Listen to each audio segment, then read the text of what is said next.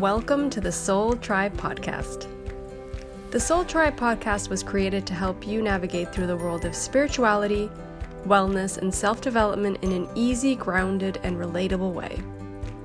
We break down everything from the Akashic Records, manifesting, spirituality, and so much more. We want to help expand your boundaries and bring the spiritual world to you in a fun and easy way. Get ready to be inspired with tips, tools, and easy to digest information. Let's do this. Hey guys, welcome back to another episode of the Soul Tribe Podcast. Today, Lorraine and I are going to talk about growing spiritually and just that whole process, because I think that it never ends. It's just constant, right? That's why we're here. Yeah. That's why we're here. Incarnated, right? You guys, if you could see Lorena's face right now, she's like a, of course, face. Like, duh. Yeah, like a duh face. Yeah. It's funny because I find that when I'm not taking any steps, I start feeling a little numb inside, like something's missing. I feel stagnant in like myself, but stagnant outside of me. Like we were just actually recording for the Patreon, and Lou was talking about this course she's doing and how all of a sudden energy started to move in her life and things started to fall into place and things that were stuck aren't stuck anymore. That's how it is. Like literally while I was doing this thing that I knew that I had to do, which was like learn all this galactic stuff that I'm obsessed about, that everybody knows that I love reading about. And I was in the process of doing the course, and it was just like, I was getting phone calls about things that were just finally happening, and like things start to happen. And then I went downstairs, and the clock downstairs was 22:22, and I'm like, I got you. I see what you're saying to me. I hear you. Yeah. Totally. I truly believe that. Yeah. And I keep getting this message. It's something that we're all needing to take the next steps in our lives, and that never stops. And the moment we stop doing that is a moment we're probably going to feel pretty crappy. We're going to feel stuck. We're not listening to ourselves. We're constantly on this journey of getting to know ourselves and healing ourselves. I had this idea when I was younger, I think before I became a reader. I don't know, this idea of like one day things will be perfect. One day everything will fall into place. It's like, heck no. That's so funny. The more you get older, the older you get, you're like, things might never make sense, but at least I'm listening to myself as much as I can. And I'm healing. It's so funny you're saying that, because I was at the beach with my good friend, the only one I have here in this area. And we were talking about, she for some reason like, hey, when was your birthday? And then I was like, oh my God, I turned 40. And I'm like, yeah, before Christmas. My birthday's a week before Christmas. I was like, yeah, I turned 40. I can't believe I turned 40. And I'm saying this now, it just feels weird. Yeah, it does. And I was like, do you guys understand what I thought my life was going to be when I was like, oh, when I'm 30 or 35, this is all going to be like perfect, all this in my mind, right? I'm at 40, I'm like not even halfway there yet. Yep. So yeah, no. And it's like you said in other words, but I agree with that, which is like, I don't know like how it should have been, and I don't know if it should have been that way or not. But like you're saying, at least I'm like every day I'm getting better at listening to myself and what I actually really feel inside that I want. Yep. I think it's as time goes by, we understand. I mean, this is if we're doing the work, right? We understand ourselves more. We hopefully are starting to be more authentic to ourselves, taking the action we need to take to heal ourselves. And in that process, in that journey, we're becoming like just truer and truer to ourselves. And in that process, we're also aging, which is, I do feel like that's part of the process we're supposed to experience here. Like the aging is helping us also in the sense of like, well, I don't have all the time in the world. Become humble and more protective, I guess. and become more aware of time. Like, I know we talk a lot about time on the podcast, but I mean in more of a human sense. Like, I don't have all the physical 3D time. Like, there's going to be a moment that my body won't be here anymore. Myself as this infinite being will incarnate possibly in another life, and I'll be able to resume all these lessons and this journey. But as, for example, Lorena in this life, in this incarnation, it's the end of Lorena. She's done, right? She's hopefully ticked a lot of stuff off her list and was true to herself and found herself and loved herself fully and completely. But who knows? That's our free will to do that or not. The energy and the remembrance of everything Lorena was gets incorporated into the soul. So it's not fully lost. No, it's not lost. I'm talking in a physical sense. My body, the experiences, the desires, like we talk about that, like in the Akashic book, in our book of life, that's stored. Every desire, every intention, every thought, all of that's stored in the book. So we're able to go back and ask about those things. You know what? I'm going to bring this up. I heard someone talk about this the other day, and I don't, and you know what? Like, I'm not saying this person is wrong. I'm saying I heard and I said, I don't think that's true, at least for a lot of people that I have around me. So this person was saying that, like you were saying, all those hopes and wishes and desires.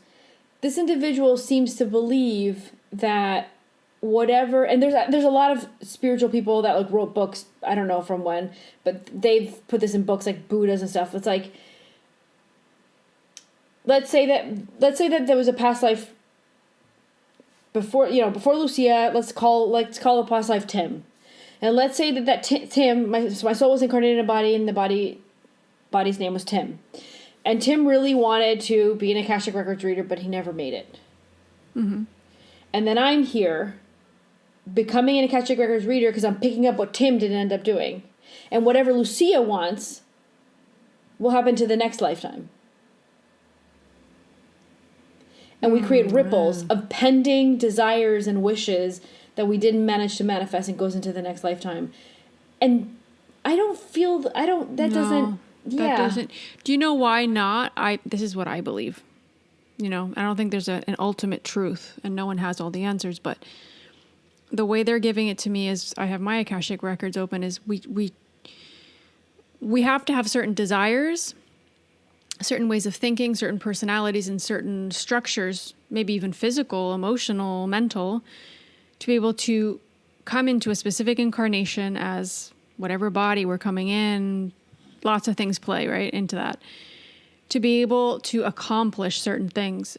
And it could be something that's pending from the previous, but our soul chose that to come into this incarnation, to take that as its own in that life. But it could have been something Tim wanted, just desired, just out of nowhere desired. It wasn't part of the soul's plan.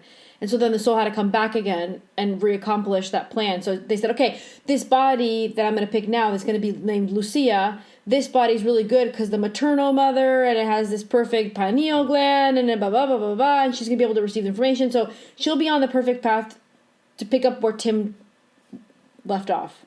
So it could be, if you zoom out, it could be that. But this person's talking about more specific, like wishing to have a specific house, a specific car. Oh, no. Like, it creates ripples that are pending and accumulate that keep you stuck in the system and in the samsara wheel. So supposedly you're I think she didn't say this that I understood, but I think what she was trying to get at was, you're not supposed to have all these desires and wishes, because then you create these pending ripples, and then your soul has to keep coming back. Well, that sounds more like Buddhism, maybe, in a way, right? She did talk about Buddha at some point. That depends on what your belief system is too. I mean, if we look back, let's say somebody in the 30s, like, what would they have desired? And all of a sudden you're coming back into this life, like, you won't desire those same things. Yeah, that's why I'm thinking, like, I think it's taken with a grain of salt.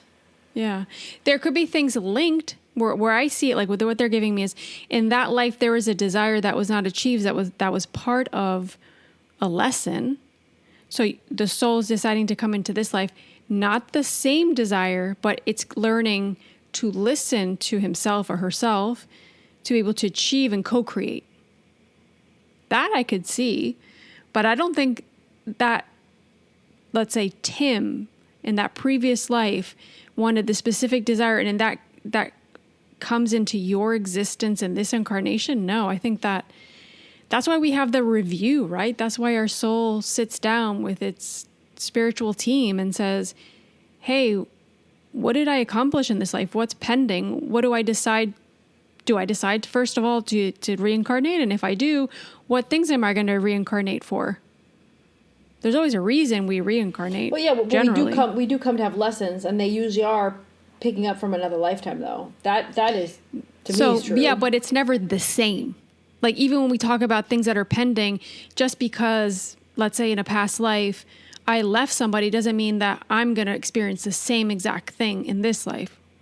We might have the other side of it. Somebody might leave us so that we can feel what it's like to leave somebody. Well, I had that scenario in this lifetime. Exactly. With somebody. So it doesn't mean it's going to be the same.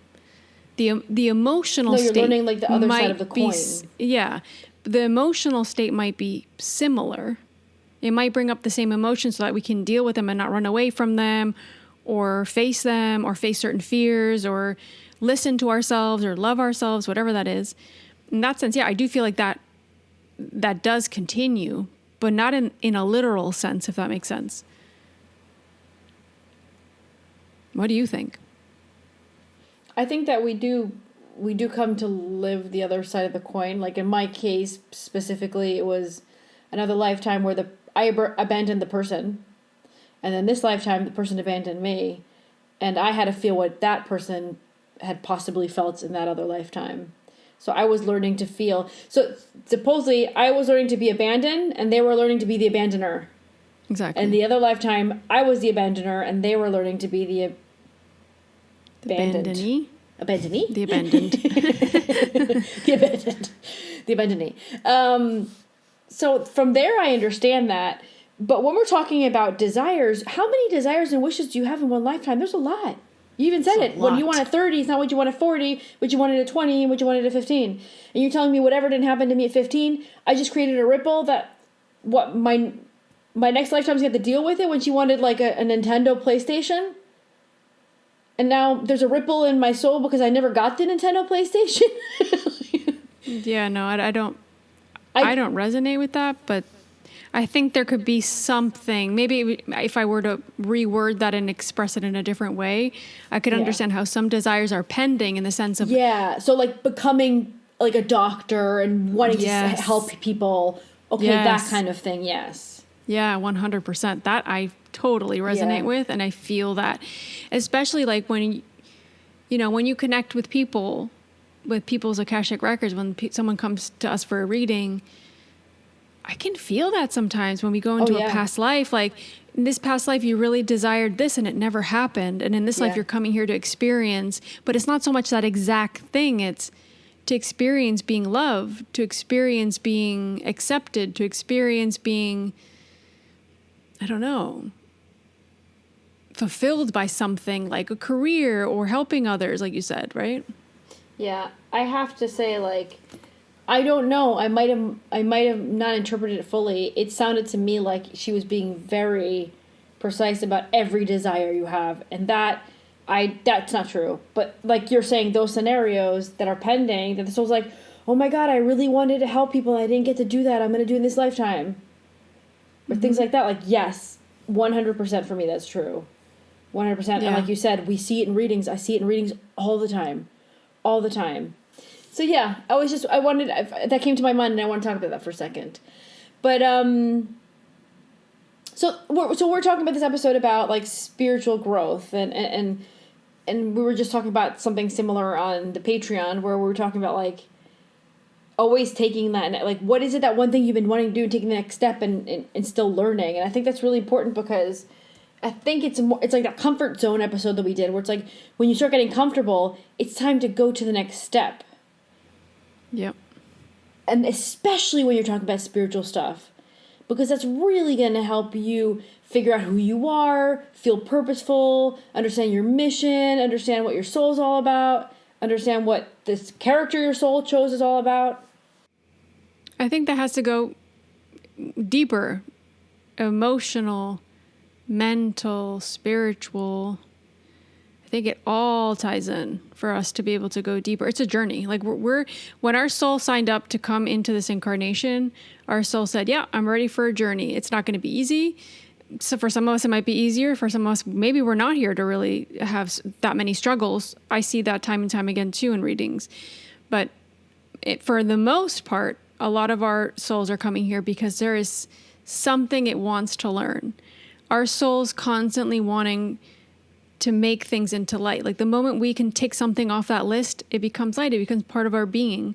We don't have to relive that over and over again, unless there's some weird reason that our soul decides to experience that again because it needs to feel something or learn something deeper at a deeper level.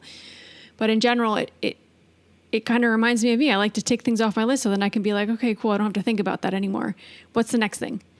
What's the next thing coming? What else can I learn? What else can I expand? What else can I do? And I do feel like we're all being asked right now to go deeper. And I think that's with our own selves in our life, because we're not, like, the message I'm getting really from the Akashic Records is like, where are you holding yourself back right now at this moment?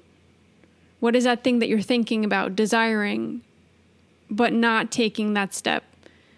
And where do you feel stuck? Being able to look at those parts of your life and really take like that perspective, that outer perspective, take a step back and be like, all right, cool, these things aren't working. Okay, don't judge it. Just say, okay, this isn't working, and there's no failure. I think that's such an ego thing that a lot of us experience. And I struggle with that a lot. Like, wow, I just spent 4 years of my life studying to be a doctor. I don't feel it anymore. But I know what I want to do, or I don't know what I want to do. But maybe that's what the person had to do to figure out that that's not what they wanted. So we have to like start changing our perspective and not seeing ourselves as like having done the wrong thing or failure, right? Like, yeah. I feel like I can't even put words to it. I've been having such a weird week and a half. Like since my dream, Lorena, remember I said like the interstellar dream. It's like I woke up and I feel different. It's so I don't even know how to explain it. And then now studying more this like information about where we really come from and how this process, like I'm really looking into all these things about where in the universe are we and what do we. I'm like trying to go deeper. Like I'm taking that spiritual step, right? Trying to go deeper and just getting into that information. I'm finding. I don't know. I have these weird moments where I zoom out and then I just feel like, oh man, I love my soul and I love all this that's created. It's like I'm having these weird moments where I'm like feeling love for things that I never even thought about thinking about, and then I kind of come back. I'm like, oh, I'm Lucy again. All right, let's fight with everybody. Let me be a rebel. Let me be back to a rebel. All right, good. I don't have to feel this love all over again. All right. I mean, I feel love, obviously, but it's weird. Like, even while you were talking something, I had this moment, I was like, what? What just happened? I talked a lot. I think this is, you talked about the comfort zone. I think that's really important to bring up. And like you said, we have talked about this on previous episodes, but this is literally what we're being asked to move away from, our comfort zone. And that could be even the smallest thing. Right? It's taking that course or doing that healing or sitting down and starting to journal or starting to meditate or starting to exercise or starting to eat healthy or starting to drink more water. Like what is that? Or just going, what do I want, and listening to yourself. Yeah.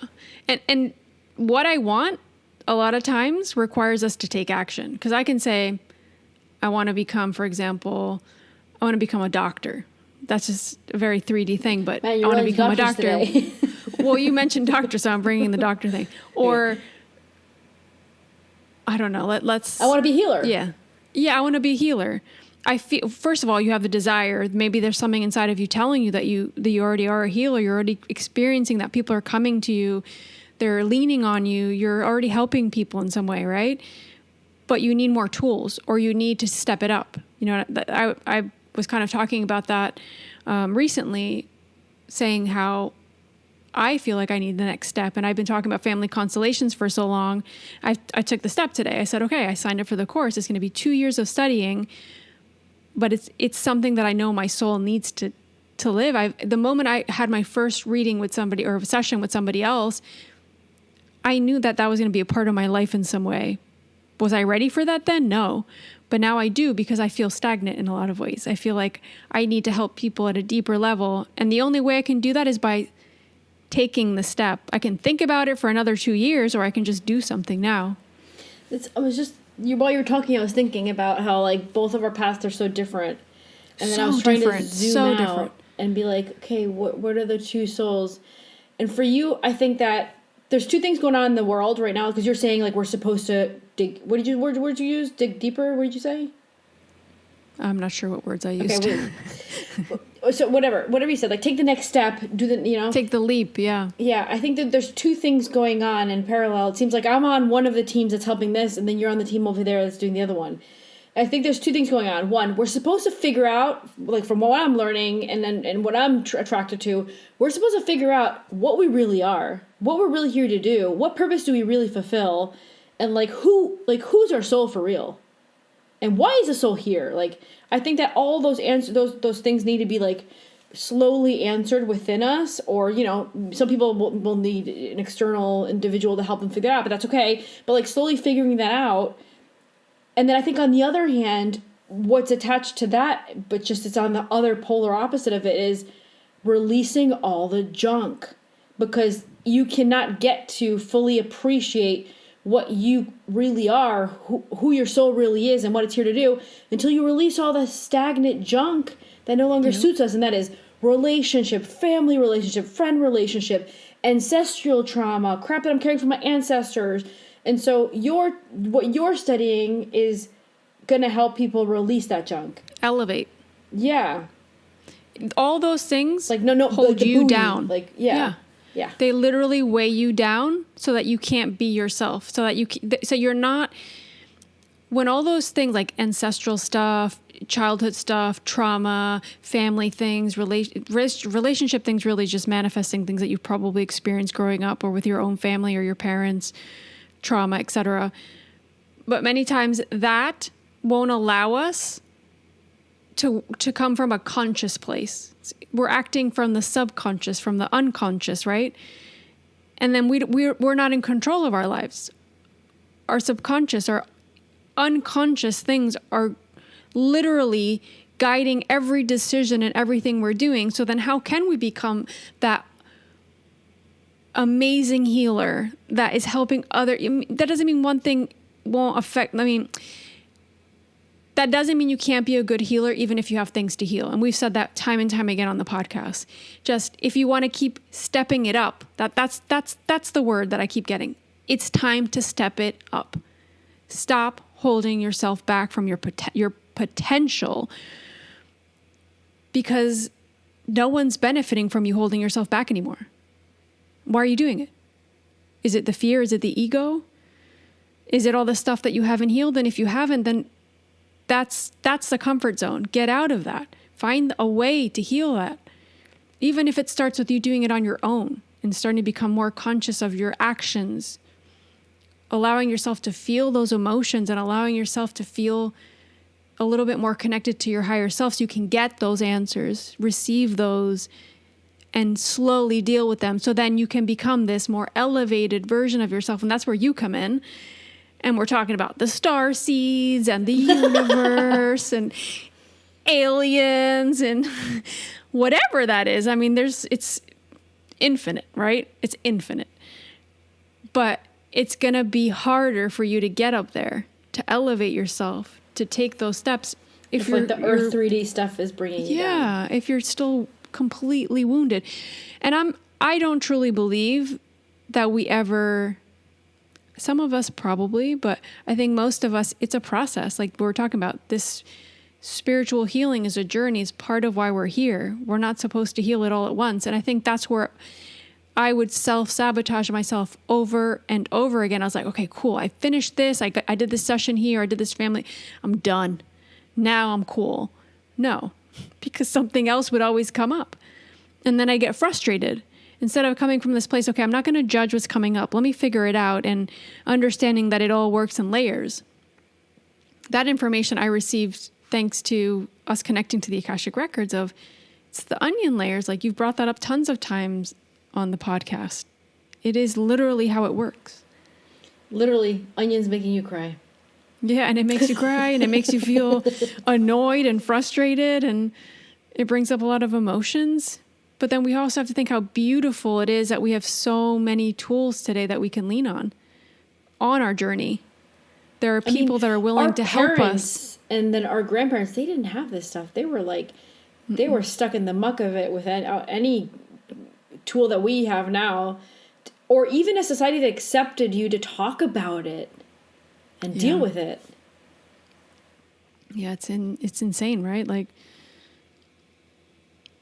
we're each on our own individual journey, our own spiritual awakening, our own elevation, but at the same time, we're all connected.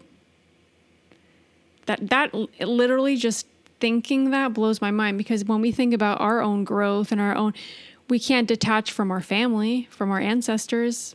We have to deal with those things. The more we look the other way and try to ignore and be like, oh, I'm on my own path. I got this. I'm fine.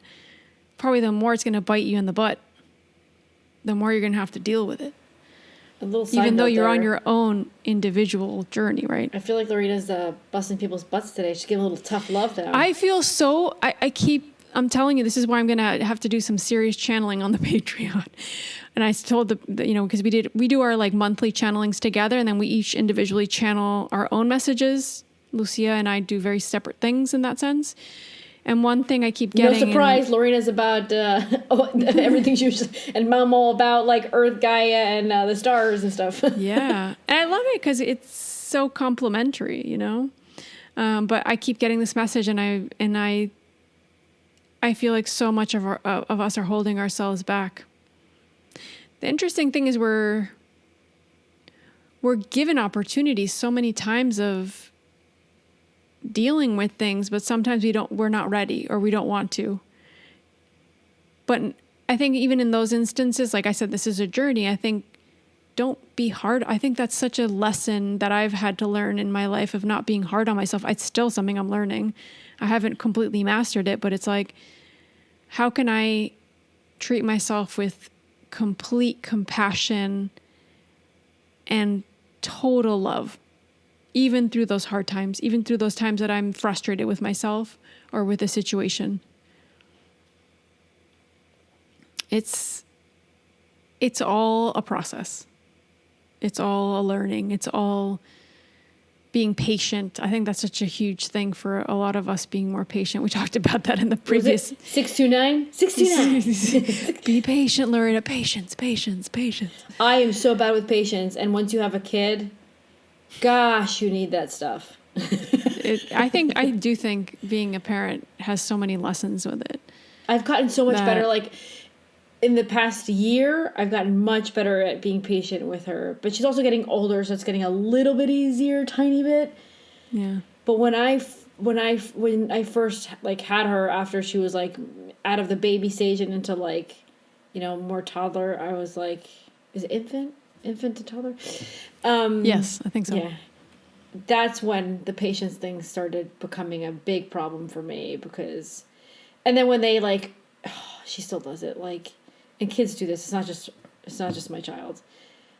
You'll have two beautiful dresses you like just bought them, for example. Like, we're like, oh look, which one you want to wear to school?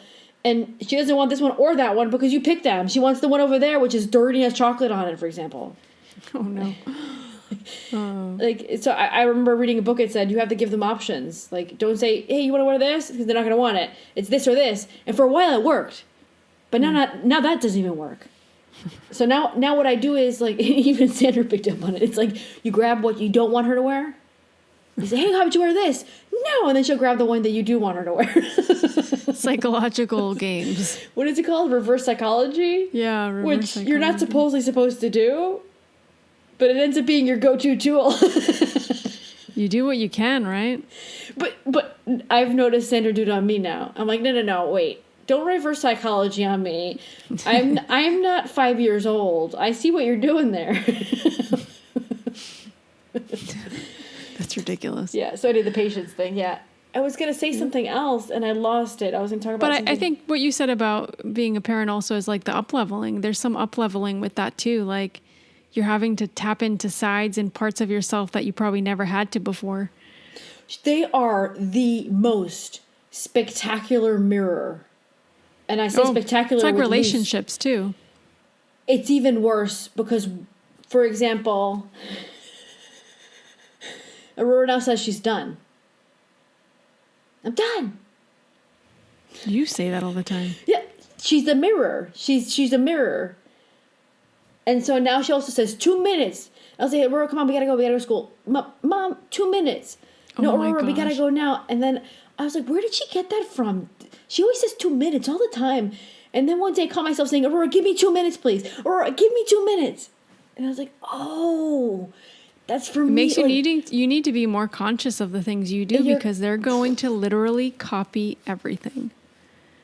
So now, and she asked for peace. We talked about that episode the other day. Like, yes. I want to watch my cartoon in peace. I want to read it in peace. I want to sit here in the sun in peace.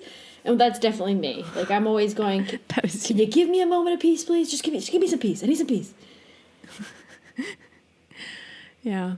Well, I think we just need to look at that as like a gift too, right? Like obviously having a child is a gift, but also that they're a mirror. You know, I think it's relationships, funny. Children, your family, your mom and your dad, they're huge mirrors. Before we came to record, I was telling her she had to go to sleep. It was already late. Like I let her help me plant some stuff. I was doing microgreens. So I started planting microgreens, and I decided to let her help me and stay up a little bit longer. And it was past her bedtime, and I had to put her down, and then I had to come record with you. And I was like, no, it's time to sleep. And she sat down and started drawing. And so I was like, hey, I'm serious. Come on, we gotta go to sleep. Let's go. And she goes, stop talking to me. Oh my gosh. What did you answer? I said, excuse me? And she said, stop talking, she said. I would just laugh in her face. And usually she always wants to talk to me. She wants to talk all the time. And I said, you're just telling me that because I'm telling you something you don't want to hear. She said, stop talking. Oh, but if I was talking about like a cartoon or her friend or something about school, she wanted me to talk to her, but she didn't want to hear me tell her it's time to go to sleep, so she was just shutting me up. Good luck in a few years. Yeah, she's becoming quite an individual. Yeah. Sandra, I could hear Sandra like in the next room in the living room cracking up. I would be cracking up. I'd have to hide it. Anyway, going back to the journey itself, right? I think there's going to be people like you were talking about Aurora. For some people, it might be a partner. For some people, it might be your parents. It might be a friend. It might be your boss, right? We talk about that sometimes. How they're mirroring back things that we need to work within ourselves that are probably unhealed or that we need to look at. That boss scenario is a perfect one. Like for you, it was always you started having issues mostly with like a boss or coworker, someone really close to you. Authority. The more you wanted to leave the place and didn't like it, the more they seemed to push your buttons. So it was them actually helping you. The universe. It was like the universe working through them to be learning to get out of here. You shouldn't be here anymore. Get out of here. Go. Yep. Totally. But so we have to have it's not the mirror. It's the message. Sometimes it's the message. I agree. But we need to be able to stay present in a conscious state so that we don't get triggered by it, so that we can see it for what it actually is. Is it a message? Is it a sign? Is it a mirror? What is it? Yeah, message Do you know and what sign I mean? are a little bit the same thing, kind of. But yeah, whatever. Or is it mirror? Like, yeah, I know right away as soon as it's like something that's showing up in my face that has to do with my family. Like, if it's a mirror, I know right away it's a mirror. Yeah, and we know when we're triggered, right? And just because we heal one thing doesn't mean we're never going to be triggered again. There's always going to be little things that might trigger us. It also depends on like how we're feeling, you know. We tend to be in different emotional states that fluctuates, that changes. So we have to be able to flow with that too and be able to be like, okay, I'm feeling really vulnerable right now because of this thing that's happened to me, or you've had a loss, or you've had a breakup, or things are changing, or you have to, like say, get out of your comfort zone. That's vulnerable. That's super vulnerable. It's never easy. For me, I constantly think, like, I want to get to a place where, I mean, so relationship is a big thing for a lot of people. Like, sometimes it will be with people that are totally different from us. And then there's something that maybe they're having a bad day, or maybe they're saying something that really bothers you. And sometimes I think maybe they're not in the right, but it shouldn't bother me this much. Mm-hmm. And that starts bothering me when I think about it, like, yeah, but what they're saying to me right now, that's not the right way to say it, or they should be a little bit more respectful when they confront me with that. And I'll think about that for a second. And I'll be like, yeah, that's true, but this should, like, slide right through me. It should be like, this is something that they had to do. This is their problem. They're in a bad mood. They had a bad day, or they're giving it to me because they're having this issue at work and they're venting with me, and this should just go right over my head, and it shouldn't bother me. So sometimes that it's really not personal, but you have to figure out a way to not take it personal. You need to get to that place where it's like, slides right over your head. Is it a trigger then? Or is there something you need to still detach from? Because that might be a learned behavior too, right? Of you taking on other people's problems, or you emotionally taking on things for other people that you shouldn't. That's a thing. A lot of us do that. I mean, I do that. I will totally feel and connect with what somebody else is going through and literally viscerally feel it. And I'll be like, why am I so stressed right now? Has nothing to do with me. No, I get it. I receive it differently than that, but I understand that. I receive it differently. For me, I feel disrespected if someone talks to me in a certain way that I know that they shouldn't. I know that it's their junk sometimes. I'll feel disrespected, but it'll still make me... I still can't get to the place where they could catch me on a day where I'm like, no, not today, not with me, not now. I mean, knowing you,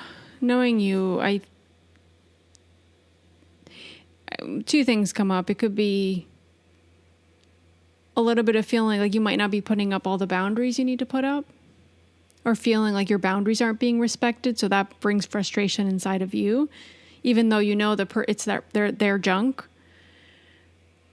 Or it's bringing up stuff that you felt disrespected when you were younger, that people weren't respecting your opinions, what you were thinking, what you were feeling. So then this person coming and throwing their junk at you, it's like, well, that somehow feels or reflects on that.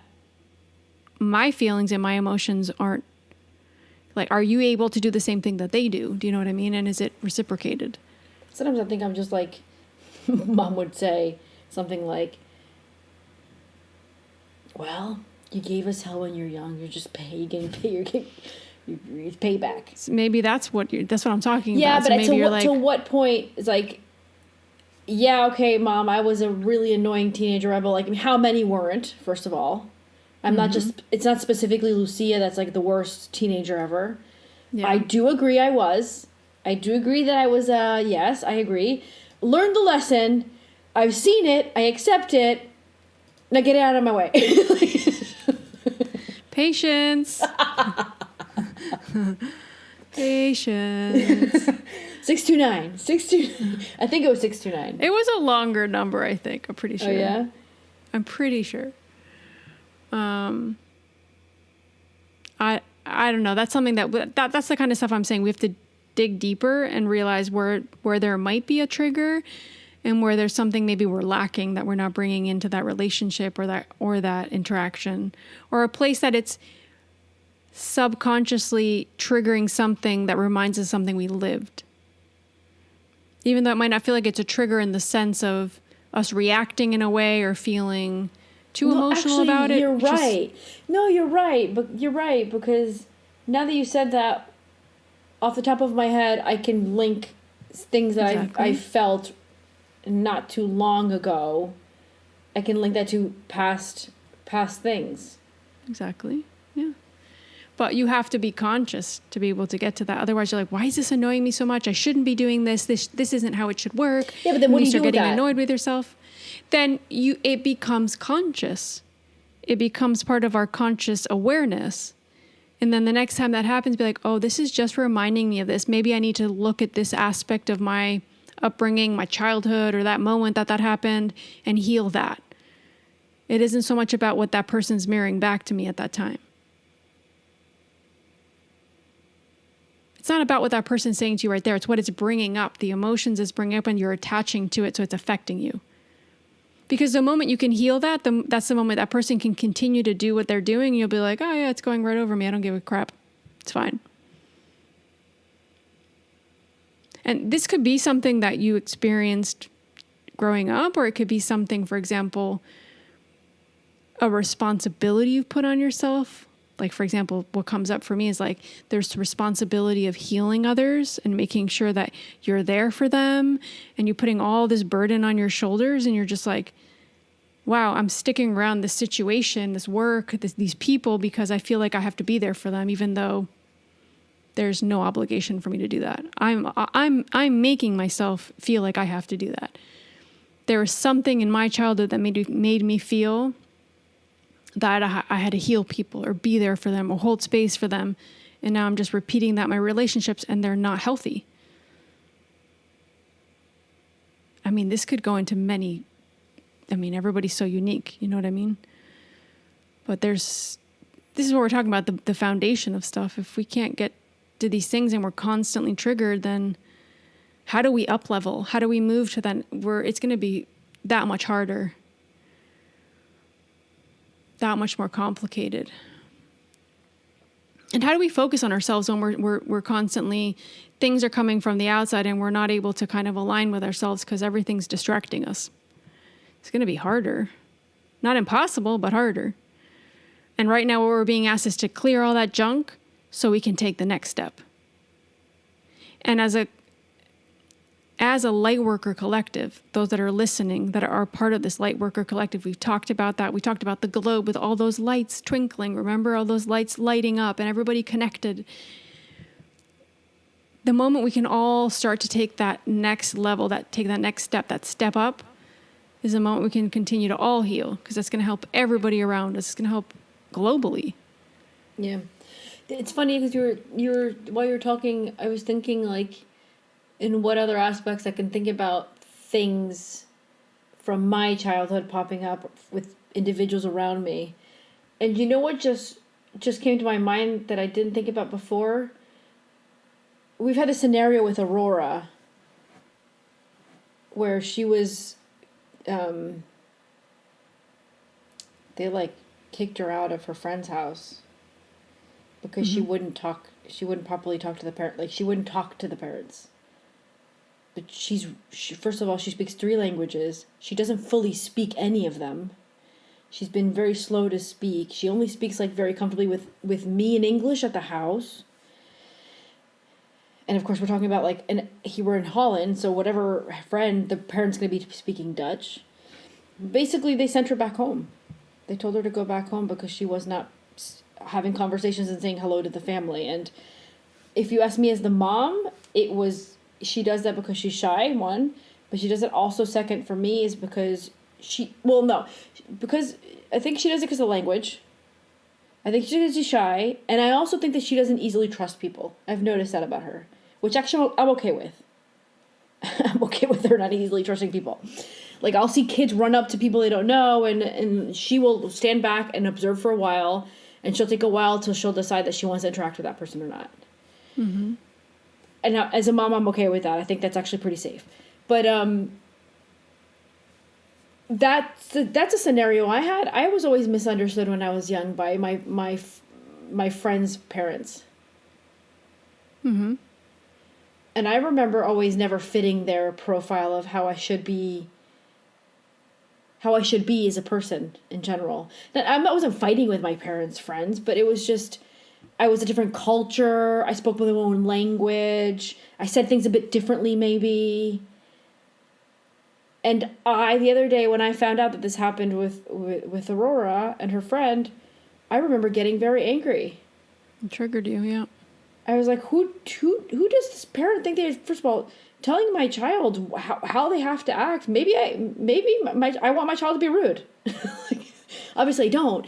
But second of all, like, maybe not all children are talkative. Why do all the children have to be talkative? Give every person. And why makes a small child feel like that? She hasn't gone back. She She's refuses to go play with them to now. energy. Yeah, she refuses she's to very go. perceptive. So, and she still remembers it. And I thought, like, as like as a 5-year-old, maybe in 2-3 days she'd forget. But she's no. And I'll ask her, and she'll sit, and I'll be like, well, don't you want to go play with your friend? No. She'll have him come like to the house and play here, but she won't go anymore. Mm-hmm. But it was just, I realized that it triggered me. She probably felt hurt. Yeah, of course. That's something you should probably talk to her about. Oh, I did. Let her get something off her chest, yeah. Because that's interesting. You don't want her to hold on to that, you know what I mean, emotionally. Yeah. To understand, like, it's okay to be who you need to be. Not everybody needs to understand that. And she took it personally. It has nothing to do about you. You know what I mean? So, so I was like, who gets offended with a 5-year-old doesn't say hello to you? I know. I mean, that's ego. I think keeping the 5-year-old out of your house. These are the rules. This is what the rules are in my house. Yeah. That's ego. It's like every child's different. Their needs are different. She speaks 3 languages. Like, it's insane.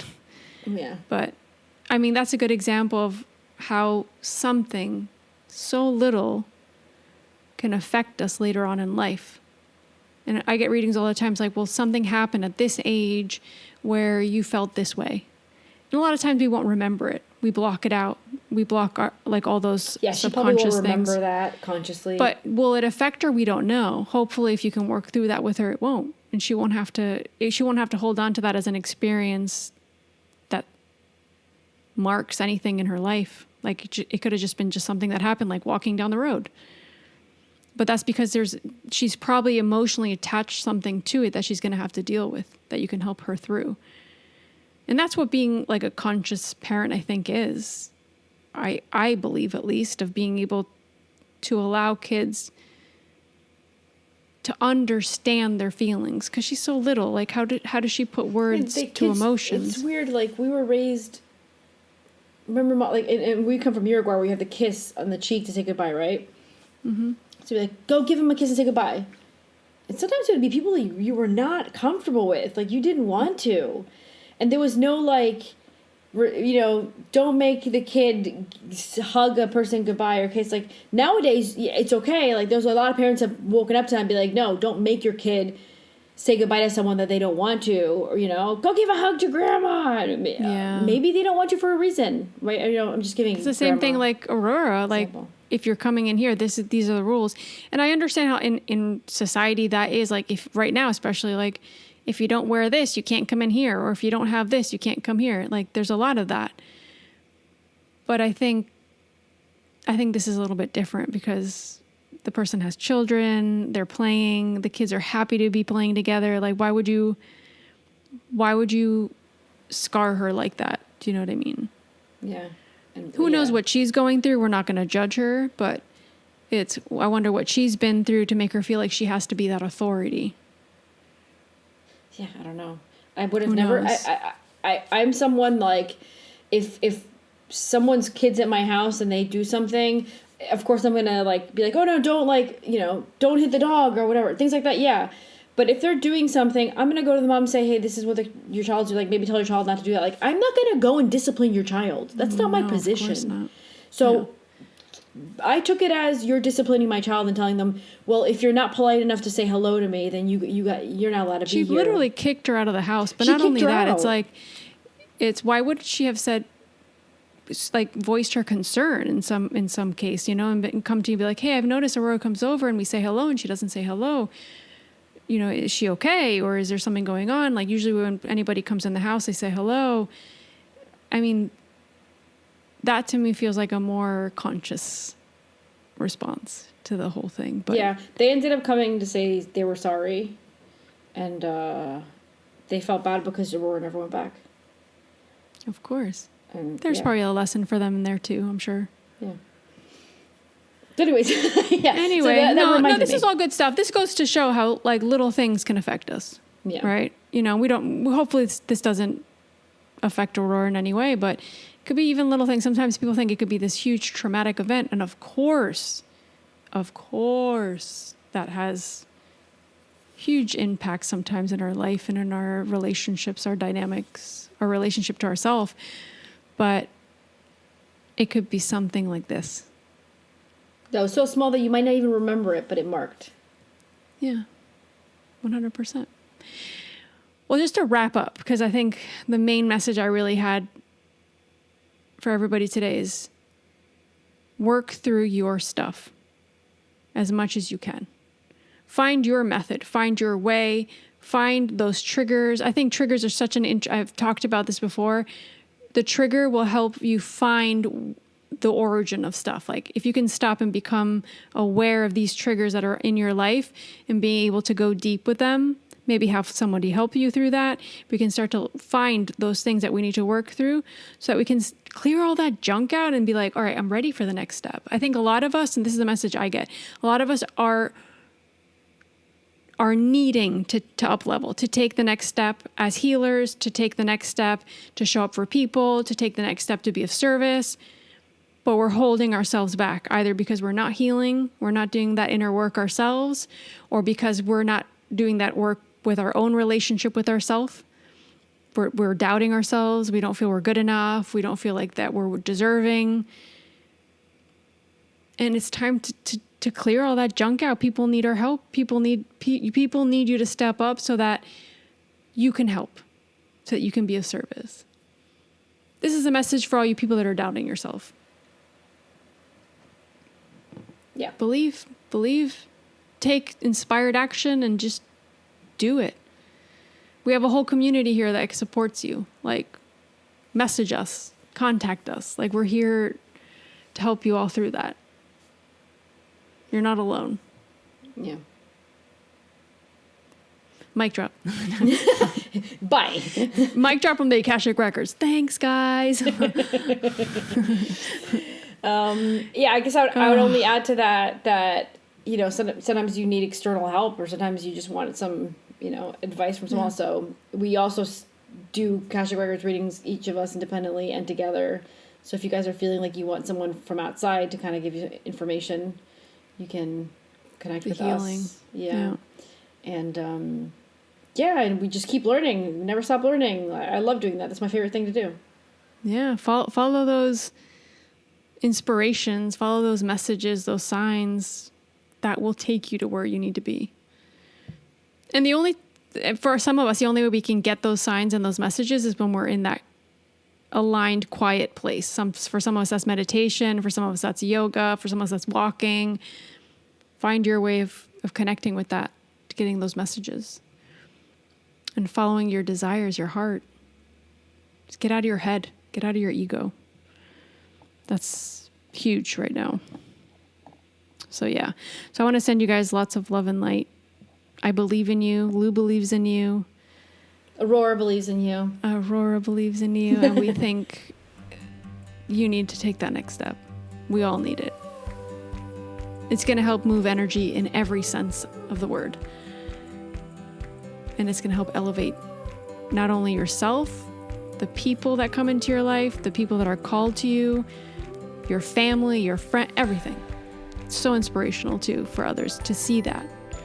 Do you listen to yourself and take inspired action? It's moving energy.